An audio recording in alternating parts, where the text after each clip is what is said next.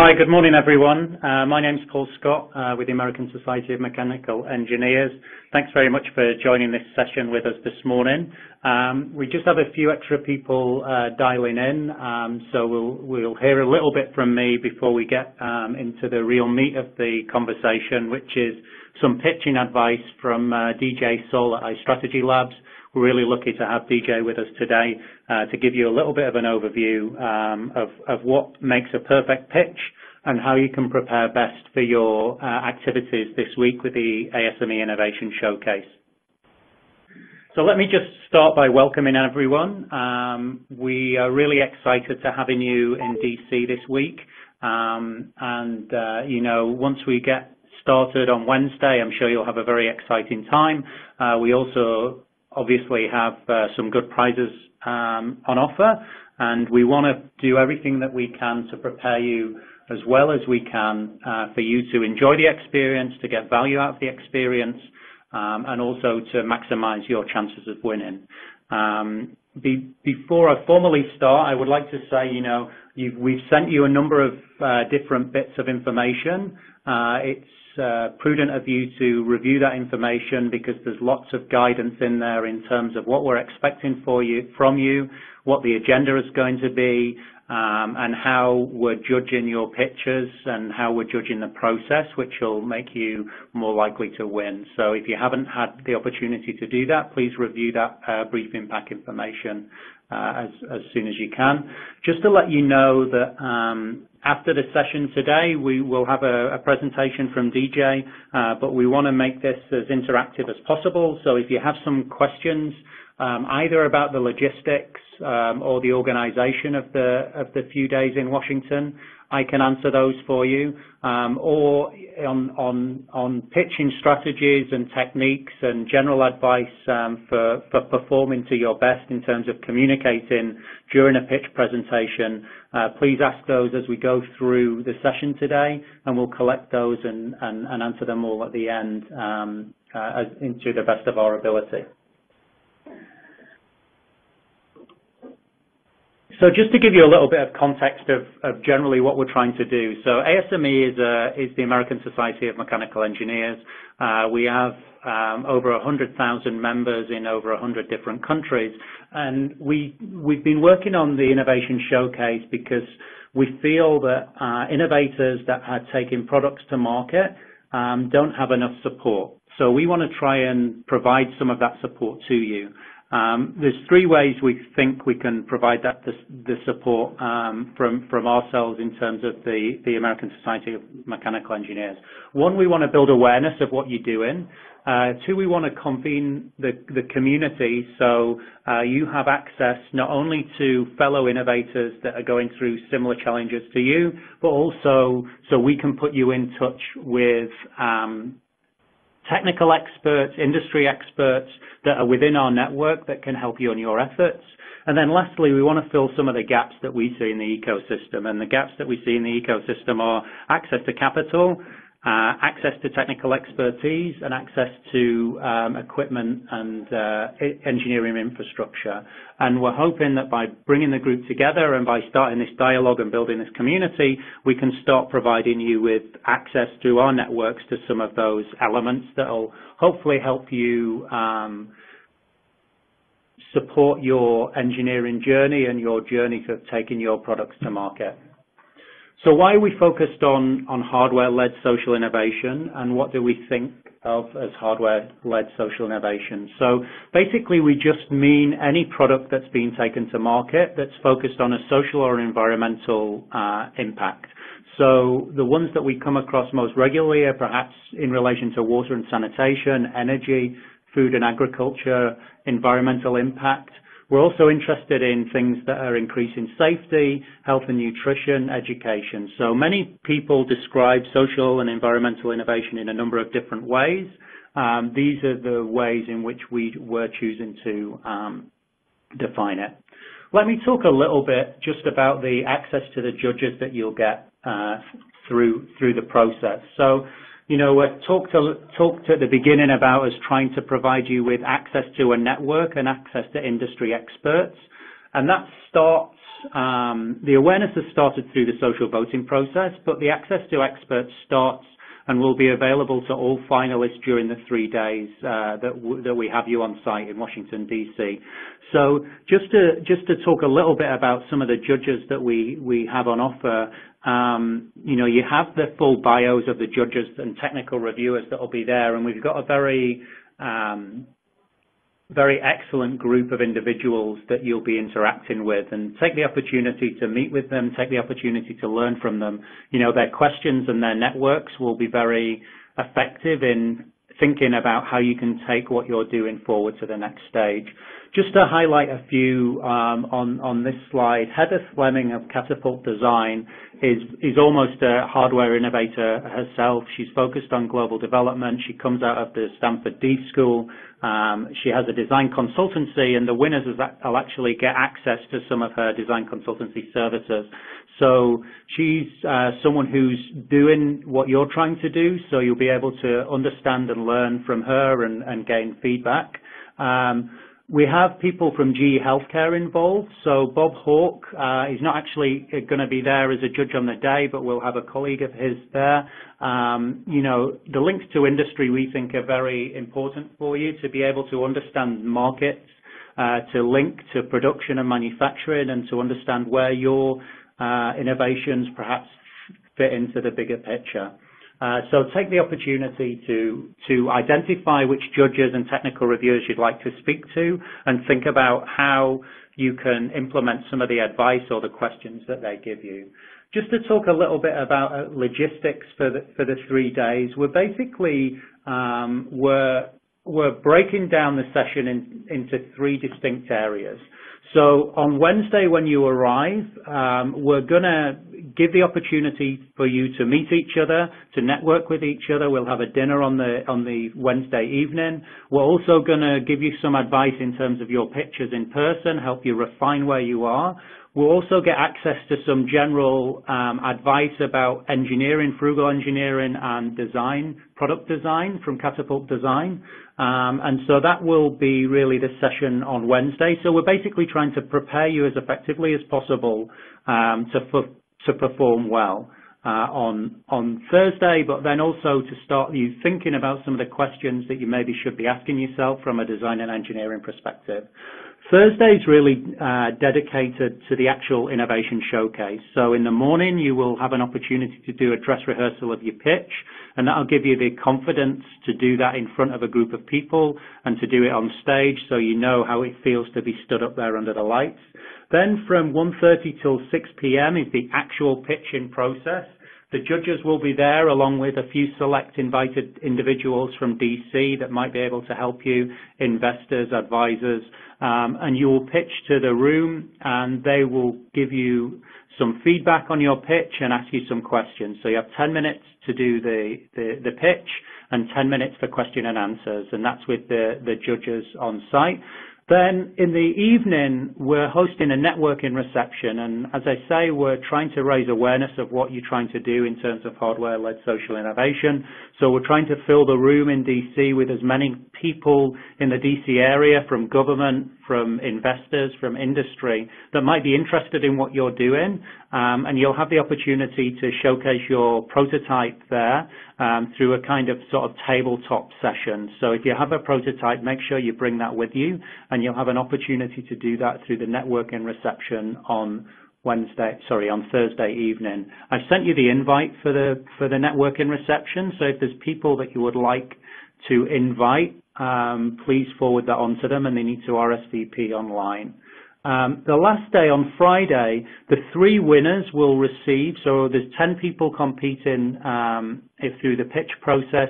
Three teams will win. Those 3 winners will get in-depth support in terms of a design and engineering review, a one-on-one session with Catapult Design, and then a media session with ASME to try and think about how you best move forward from here. So on the Friday, that's just reserved for winners. So if you're lucky enough to be one of the winners, you're not only receiving money, you're also receiving the advice that you're getting through those 3 sessions on the Friday.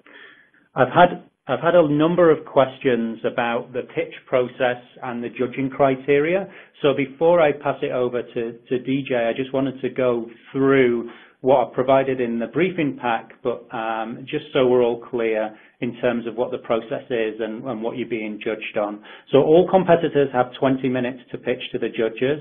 As I say, 10 minutes of this is for your pitch and 10 minutes is for question and answer. And it's based on these 20 minutes, the pitch and the question and answer, plus your full application, that the judges will make their decision. I've been asked a number of times about prototypes, bringing it, do you want to do a product test? Within those 10 minutes, I would suggest that you bring your prototype, you show your prototype, and you let the judges know about its functionality. But as I say, you've got that 10 minutes to use as you see fit, and having your physical prototype is the best way to engage them. If you can have that. We'll just go on to the judging criteria, because this shouldn't be the structure of your presentation, but it's important to recognize what you're being judged on. And within the 10 minutes and within the question and answer, these are the things that the judges are going to make decisions on. So first of all, we're interested in the innovation and the technical viability of what you're doing, of your hardware-led social innovation. We're interested in the market and the business case. Is there a market there? Is it sustainable? We're interested in what the potential social impact is. So, we're not just interested in taking hardware to market for the sake of it. We want to know what the potential social or environmental impact is. And it might be modeled, but we still need to understand how you're thinking about that and how you're going to measure it. And then lastly, we're interested in you guys as a team. Who's the team behind the innovation and the product? And what skills do you have, and how do you divide those skills between the group, and what do each of the individuals bring to the table? So that's how you're being judged. That's the process that you'll be going through on Thursday. And as I say, Wednesday is trying to prepare you as effectively as possible to perform well. But start thinking about how you're going to present. Start thinking about how you're going to meet those criteria, because as I say, that's how we're going to judge you, and that's how the judges are going to look at your innovations. So that's a very quick overview and intro from my side on the nuts and bolts and the logistics of things. As I say, all that information should be within your pack, and please don't hesitate to either ask a question online now or reach out to me individually if there's anything that isn't clear. We're really lucky today to have DJ Saul from iStrategy Labs with us, and he's going to take you through what, from his experience, makes for a good pitch. And DJ's very involved in a number of different innovation activities around DC and around the country. He's also the director at iStrategy Labs, and I think was one of the first employees on staff there. He can tell you a little bit more about that, but basically he's been in a startup. He's taken it from being very small to being a significant organization, and he's sat through thousands of pitches. So he more than anyone knows how to communicate, how to pitch your idea, and how to engage people through this process. So DJ, I'll pass over to you. Maybe if you could give a little bit more background and an intro, and then get started on the pitch process. That sounds great. Hey guys, so I'm assuming everyone can hear me okay right now. Let me know if that's not the case. So yeah, my name is DJ Saul. I'm the CMO and Managing Director of ISL, or iStrategy Labs. We're here in Washington, D.C., and the building you're seeing on that slide behind you, that's our brand new office that it sounds like a lot of you folks will get to see here on Wednesday, which is very exciting.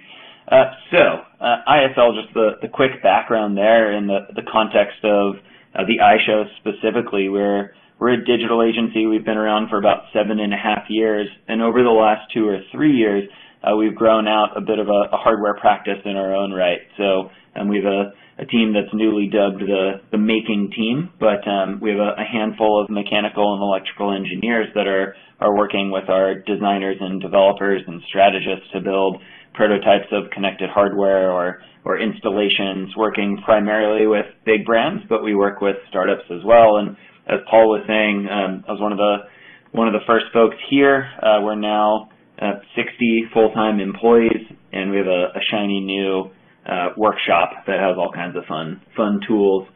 So, in the spirit of trying to explain some of what I've learned over the years of how to give or what goes into a great presentation or pitch, a couple additional points of context here.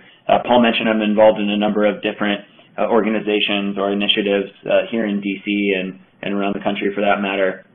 One of those is the DC Tech Meetup, so it's the second biggest technology-focused meetup in the country, the biggest rather being in New York City.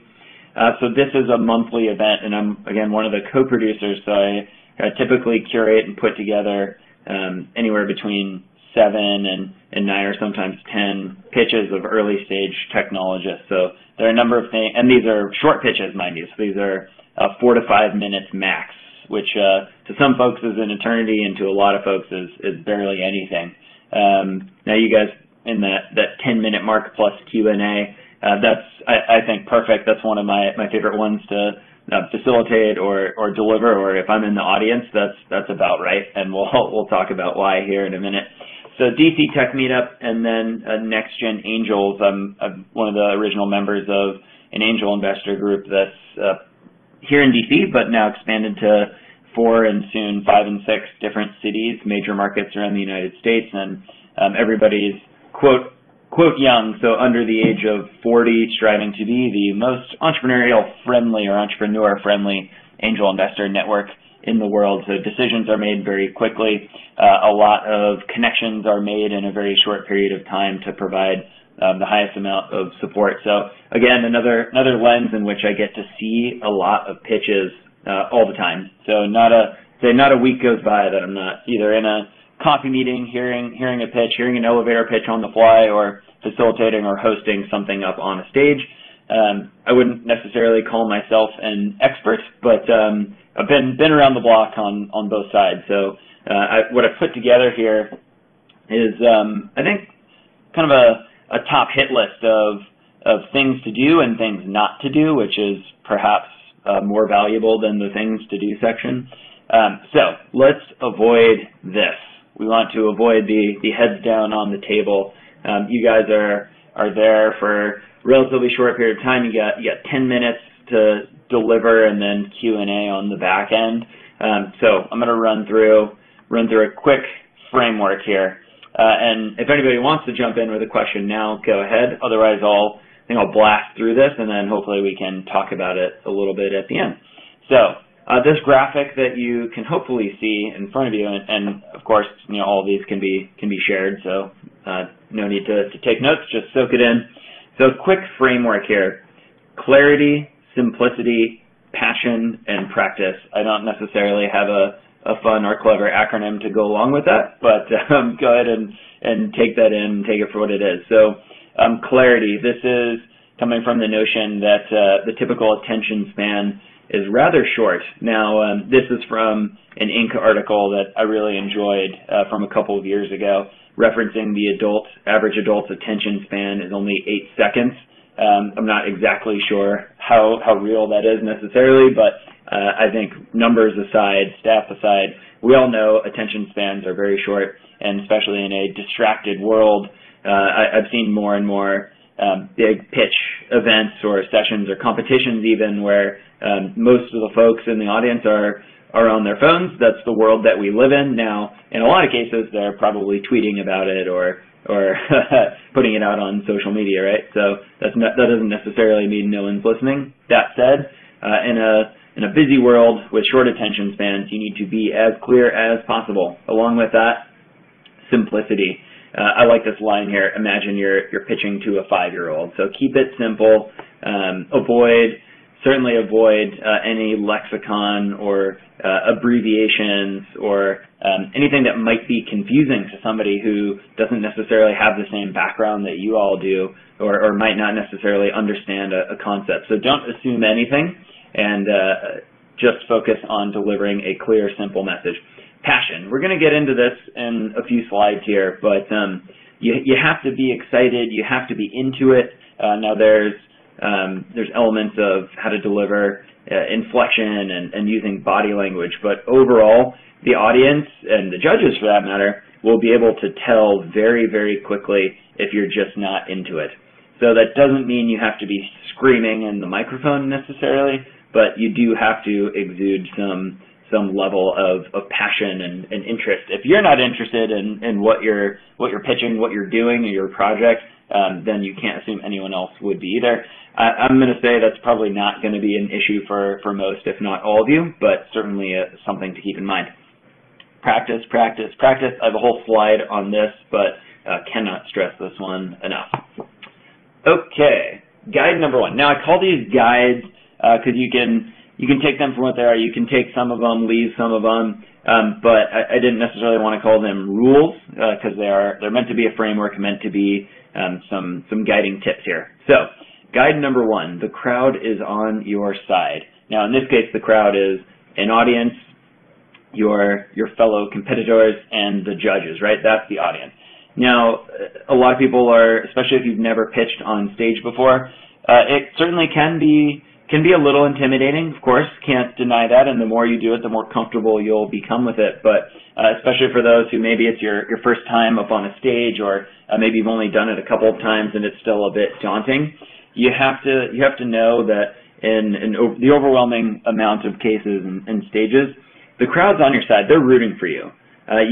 You have to believe that. No one wants you to mess up. No one wants you to make a mistake.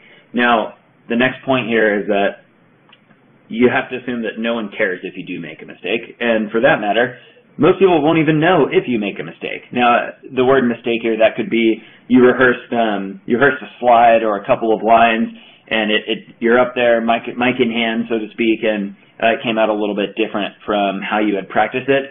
No one knows that, right? Unless someone was with you while you're practicing your pitch, they're not going to know. So you just got to flow with it, you got to run with it, and you got to keep it moving. No one's going to know. And again, even if you do, quote, stumble a little bit, no one cares. They're rooting for you. They want you to do well. They want you to get through it. So the only thing I would say there is that it would be beneficial. It is important to think of this as a performance. Now, that's not to, I don't want to add any stress or any weight. I mean that in a fun and interesting way. You're giving a performance up on stage at the end of the day. Number 2, guide number 2, the problem statement.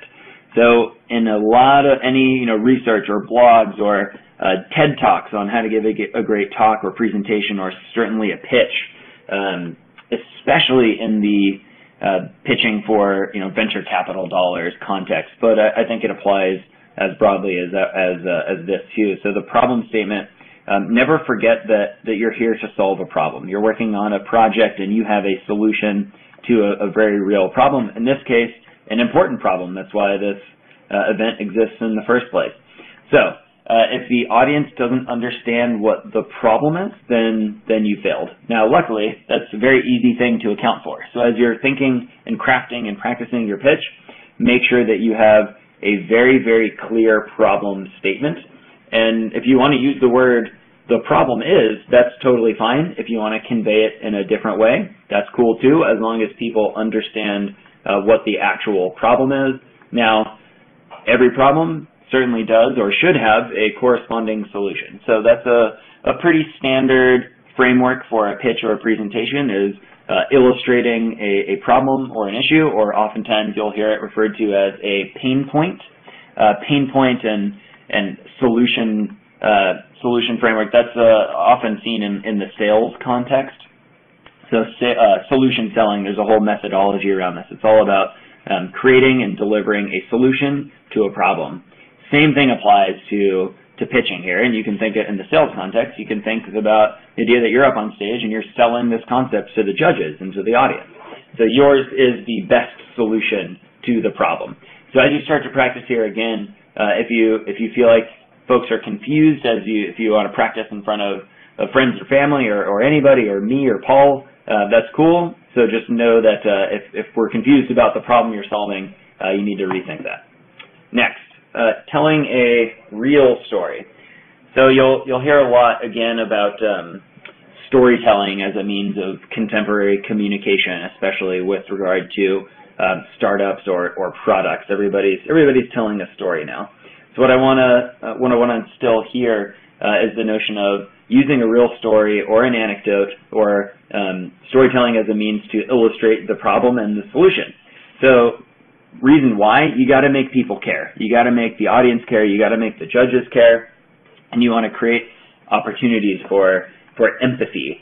Empathy is what, in this context, as in making sure the judges, the audience, making sure the room not only understands the problem and what you're doing, but gets it, feels with it, aligns with it. Now, depending on what your pitch and your product is, that may be sort of more difficult if it's somewhat of a niche use case or even a unique problem for a specific part of the world or what have you. There's still ways to do that through storytelling. So a very simple tip here would be to use the word imagine. So even if that's the first thing that comes out of your mouth when you're standing on stage is imagine.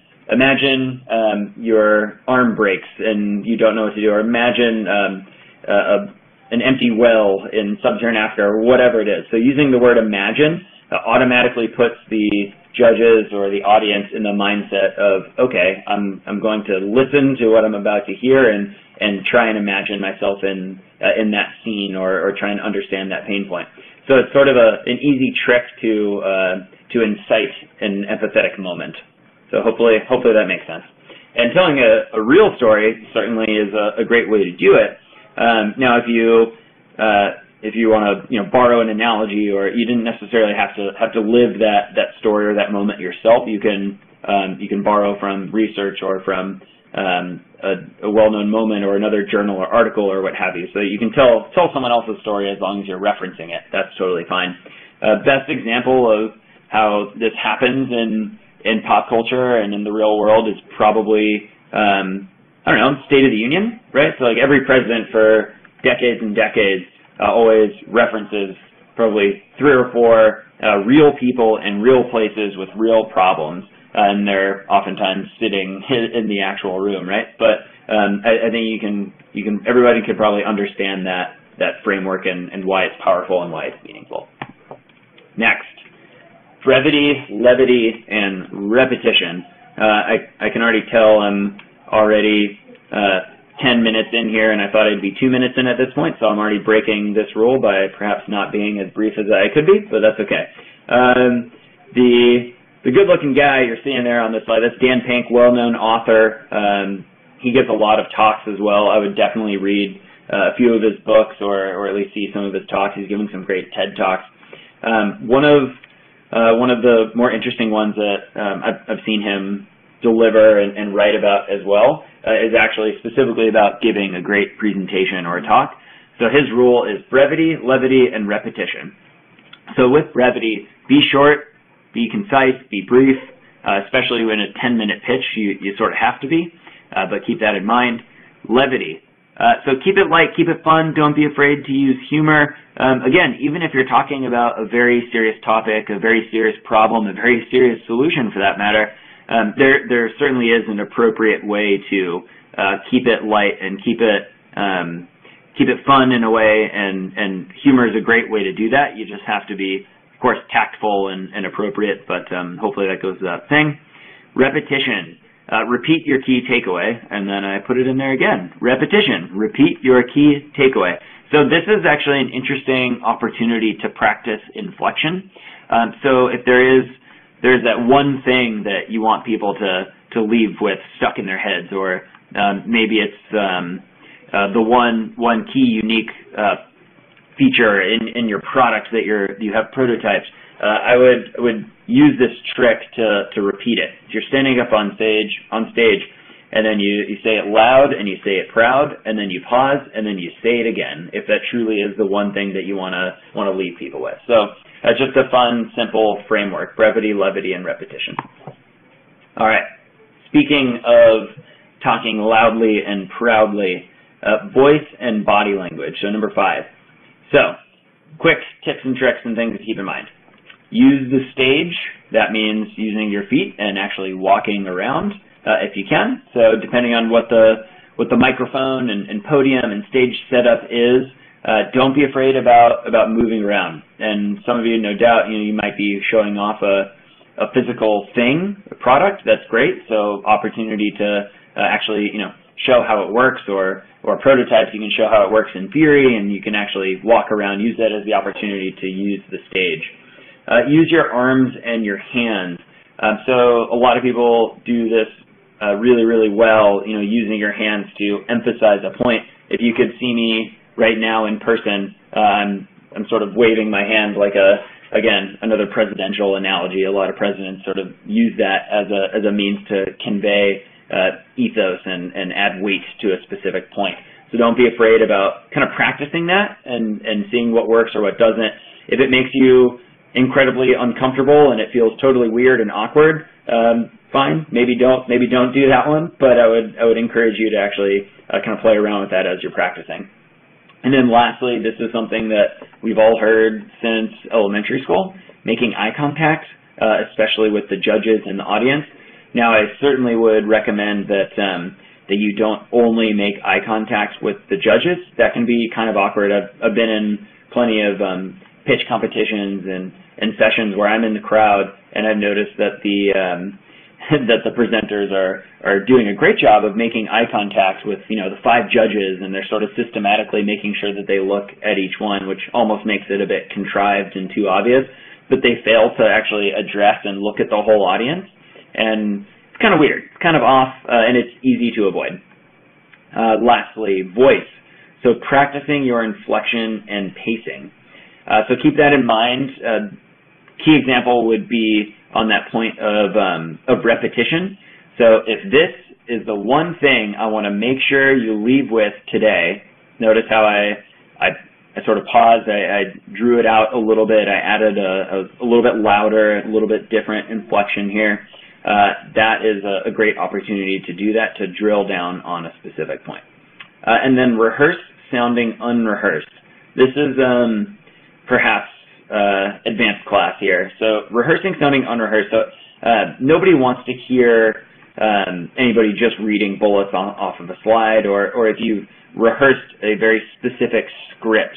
That might not be the worst thing in the world, but what you need to do at that point is convince people that you have an element of talking to the slides and a little bit off the cuff.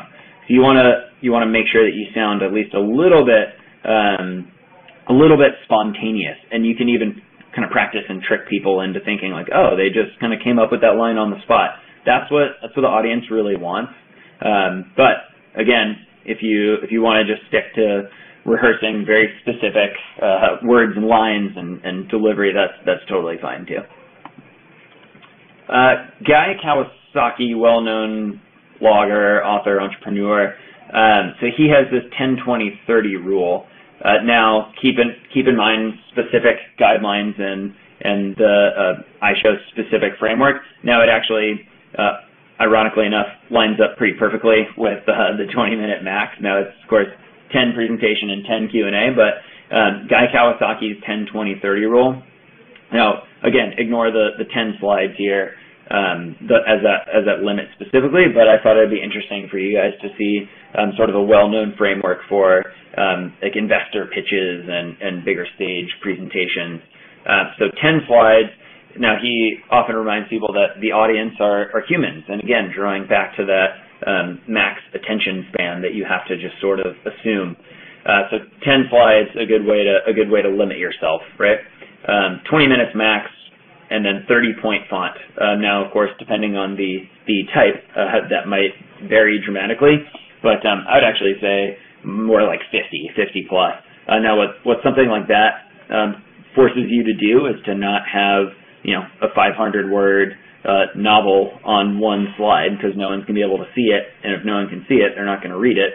And you don't necessarily want people reading every line anyways. You want to aim for having a slide up there as a reference, as a means to illustrate your point or what you're talking about, rather than having a whole bunch of copy or words up on the slide and just reading to it. Okay, things to avoid. I just hit on the first one, reading bullets, right? The next few things, and these are sort of common misconceptions, or common mistakes that people make up on stage. Again, having way too much text up there. I would, if you can, about the same amount of copy and text that I have on this slide, this is sort of the max that I would aim for. Now, it can be unavoidable, of course, especially for, and it's one thing to be, delivering and reading through tips and tricks in a webinar format. It's another to be up on stage. And again, you just have to assume that if you have much more than this, that no one's going to be able to read it. Okay. Practice, practice, practice, practice, practice, practice. Again, cannot stress this one enough. I know you've been told it before, and I will go ahead and tell you again. 20 is typically the rule or the guide that I keep in mind if I'm practicing something up on stage. That might sound like a crazy amount, or it might not sound that bad, depending on how much you've already put into this, or if you plan on running through it, 15 times the night before or that morning. That's cool too. Create your own schedule, if you will, for how you want to get that done. But I would implore that everybody practice the full thing at least 20 times, if not more.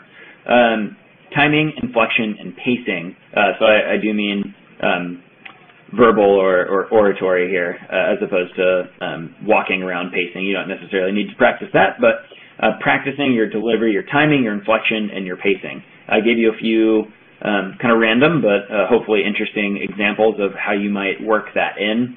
So the quick pause, and then a bigger way to deliver a point is to talk more like this. I know it might sound funny, but again, the more you practice it, the more comfortable it'll become.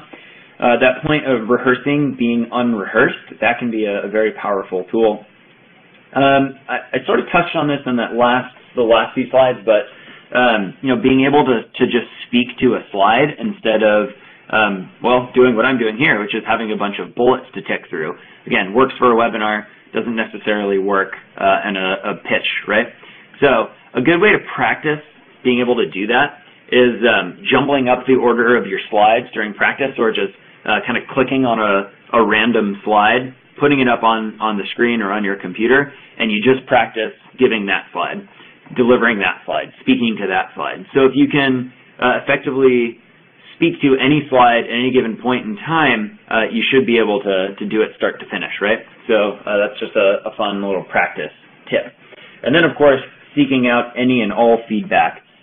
Now, Paul and co have already put together a good framework for how you'll be able to get some feedback leading up to the actual pitch, but there's nothing stopping you from, putting together your own little mini webinar and inviting friends and family to it, or more realistically, I'd say practicing it, in person in front of a roommate or whatever it is a great way to do it. Seek out any and all feedback. Okay, lastly, have fun. If this isn't fun, then the royal we here have failed you. It should be fun. It should be a great learning experience for you guys. It should be incredibly valuable. But if it's not fun, then we did something wrong. So I think this stuff is a ton of fun. I don't think I'm totally alone or unique in that context, but hopefully you do too. Some resources, we can send this. Of course, we'll send this out, but there's a really great TED Talk on the secret structure of great talks. Now, that'll only be so relevant to the type of presentation and type of pitch that you guys are giving, but there's some interesting stuff in there. And then one of my co-producers for the DC Tech Meetup, Z-Band, founder of a startup here in DC, he has a post that he and we usually share with folks that are going to pitch at DC Tech Meetup, and it's called "No One Cares About Your Crappy Demo." Now, try not to be offended by that. He didn't write it for you specifically, but there's some really great tidbits in there on more things to avoid. Lastly, there's a fun improv-style game. It's an event that happens in 3 or 4 cities now. I host it here in DC. It's a fun thing that you could practice doing with friends. Again, I think this stuff is super fun. Maybe I'm just a nerd and weird, but it's called Slideshow Roulette, and it's basically an improv game where you have a random slide deck up on a screen, and you have to pitch it without having ever seen it before. So it might be on a new marine biology discovery in the Indian Ocean, or it might be on best practices in social media in Saskatchewan, or whatever it is. Totally random slide decks, and you have to pitch it as if you wrote it and as if you own it. It's a great way to get comfortable up on stage. It's a great way to think on your feet. It's a great way to get comfortable. If you start kind of going off script, so to speak, which totally happens. I've been there many, many times. And it's a great way to just learn how to keep going, owning the content, and keep it moving. So, do believe I will stop there. Hopefully there is some interesting stuff in there. Again, they're guides, not rules, so feel free to pick and choose which ones you want to internalize. Although I would say if there was one piece that I would love that you guys actually took to heart, it would be the practice slide, right? I would maybe even change guide to rule, and I would love to see everybody actually follow this one. So, any questions or things to chat about, please hit me up. Otherwise, my contact info should be sent around as well if you have a specific question. Otherwise, looking forward to meeting most, if not all of you, in person later this week. Excellent. Thanks so much for that, DJ. I think it was a really a great framework for people to start thinking about their pictures. A couple of things just to reflect on. Firstly, DJ is going to be with us on Wednesday evening, giving some advice in person in terms of the presentations that you're putting together. So we'll have the opportunity to meet him and speak with him then. We're hopefully on Wednesday evening going to do as much as we can to make sure that you go into the pitching session confident and comfortable. But I think the more you can do before then, based on DJ's thoughts in terms of structure, in terms of themes, in terms of storytelling, I think that means that we can use the Wednesday and Thursday sessions really to hone that and to perfect it rather than to really completely restructure it, because that's very difficult to do with such tight time frames. If you have a question, there's a question and answer button on the bottom left-hand side of the webinar screen. So if you'd like to ask a question, you can do it through there, and we'll take it. There's a couple of questions that have come in that are logistical questions that I can answer straight off the bat. So there was a question about, does it have to be a PowerPoint presentation?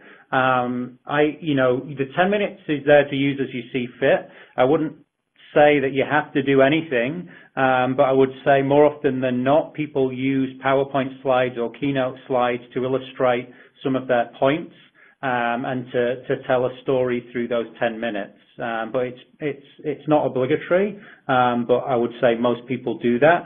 We'll also have the facilities to show video if you need to show a snippet of video as part of your presentation, although just be aware of the potential length of time that could take, and also the potential for technical hiccups, no matter how many times we practice it. So just be aware of that, but that functionality is available if you need it.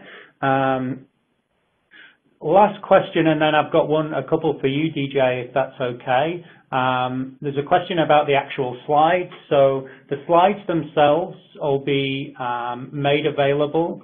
We'll send those out for you so you can have them as a resource.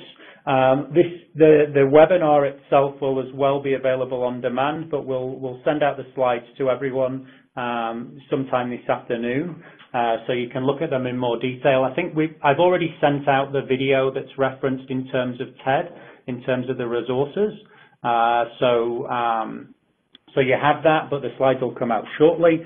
So there's a question about the logistics again, about the cables between the personal laptops. So when we do the dress rehearsal, we'll get all of the presentations, including any media, all onto one computer, so we can run it smoothly from one to the next. You'll have available either we've got a laptop, which is Windows, and then also we've got a Mac.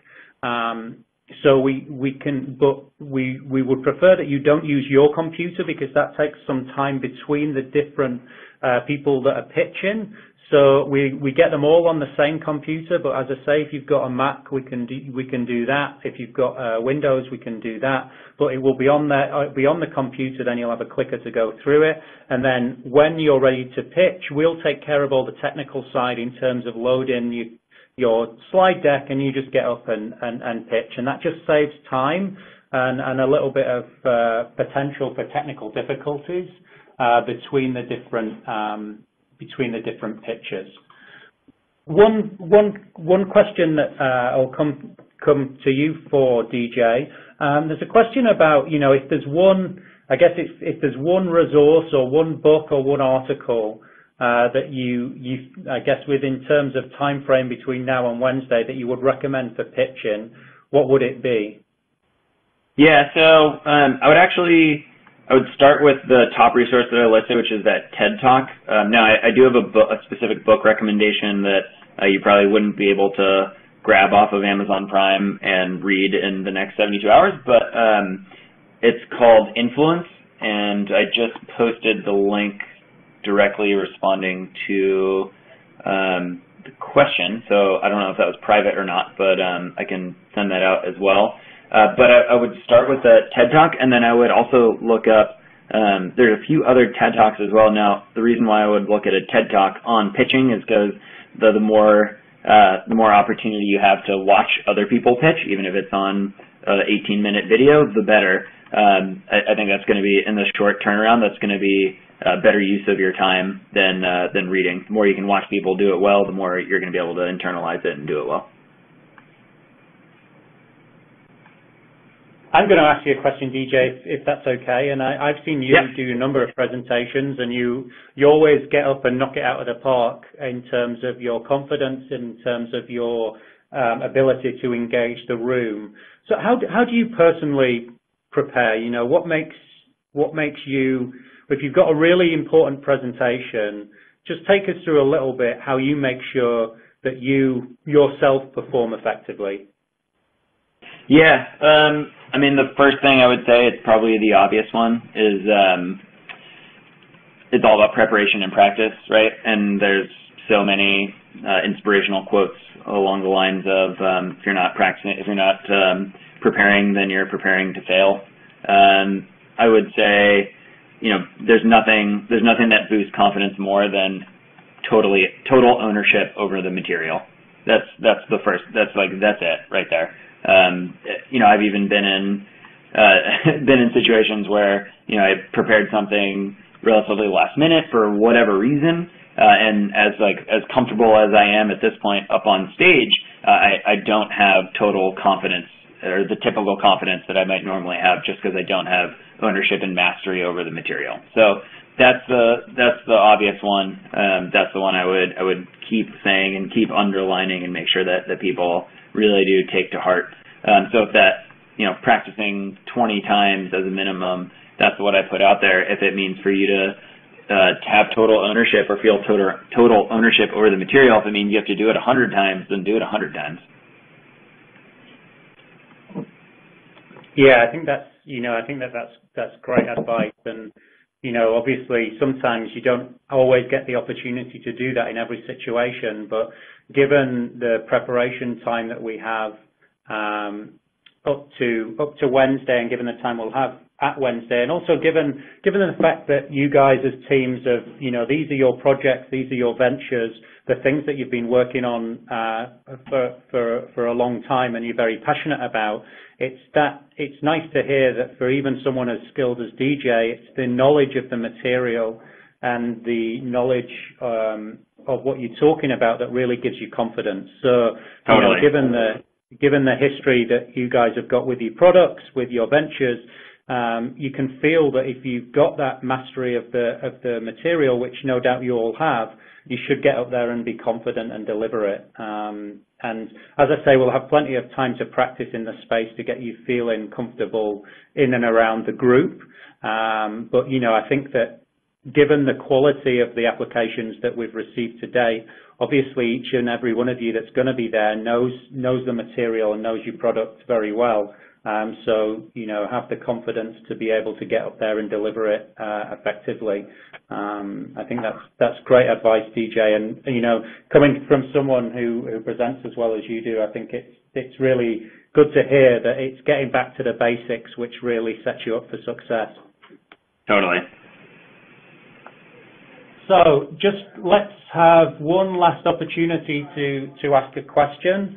If there's no questions come in, we'll wrap up. Just to say a couple of logistical things. As I say, everything that you need to know should be within the briefing pack that you received. We will see you on Wednesday afternoon at 3:30 at the District Architecture Centre, and we're very much looking forward to having you. If there are any questions that remain, please don't hesitate to get in contact. And the resources, the slide deck that you've seen today, we'll send that out this afternoon along with the resource that DJ mentioned in terms of the book. There are no more questions that came in, so it looks like we had a lot of things to think about through that, and the logistical side, I think we hopefully should be good on. Again, DJ, thanks ever so much for taking the time to go through that with us. I think to hear it so eloquently and to think about it in such a simple way with guides rather than rules and a framework rather than anything else. Everyone has their own personal style, and I think you need to embrace your personal style of presentation. But to get that framework and to get those tips was really very useful. And thanks for taking the time, and thanks for being so thorough in your approach and so humble in your approach. My pleasure. Thanks for having me. Excellent. With that, then, guys, we'll call the webinar to a close, and look forward to seeing you all in person on Wednesday. Take care. Take care, guys.